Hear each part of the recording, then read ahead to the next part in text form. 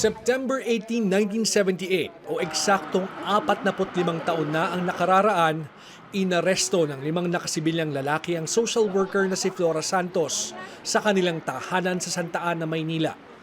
Dinala raw siya sa Camp Crame kung saan siya ay nakulong ng 3 araw. Pangatrinig nila yung tinotorture kasi sa Crame katabi lang namin yung natotorture. din siya? Oo, opo, psychological. Kaya kung hindi ka malakas talagang maano. Krimen ba ang tumulong sa mahihirap? O di ba?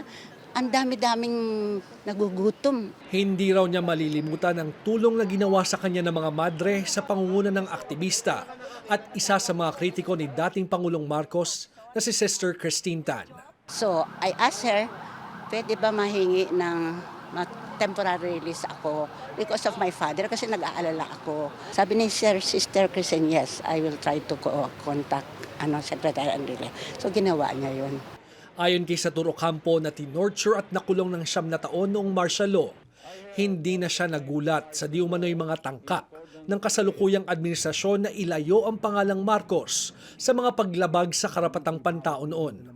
Kinikilala ng pamahalaan ang higit 11,000 inabuso at higit 2,000 pinatay at deseparasidos sa panunungkulan ni dating Pangulong Marcos hanggang sa mapatalsik siya sa pwesto dahil sa EDSA People Power noong 1986.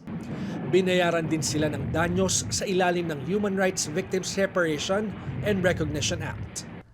Kaya naman naging usapin kumakailan ang kautusan ng Education Department na alisin ang katagang diktaturang Marcos sa mga textbook sa grade 6 at palitan ng salitang diktatura. Bago pa man sila na halal, no, the long period, na yung denial na nila walang masamang ginawang tatay eh. Oh, at yung nasa power na siya. Ni ESD, audacity pa sabihin niya, gagayahin niya, ipagpapatuloy ang ginawa ng tatay niya. Yun, insulto yan sa mamamayan na nakakaalam sa mga pinaggagawang ng tatay niya. Nauna nang sinabi ng DepEd na walang naging pressure sa kanilang gawin ang pagbabagong ito sa mga libro.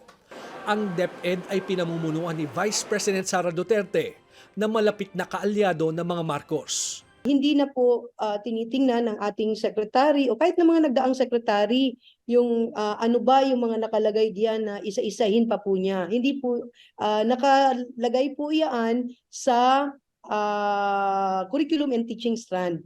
Ang tinitingnan niya ano ba ang framework dito pero may other details hindi po niya tinitingnan.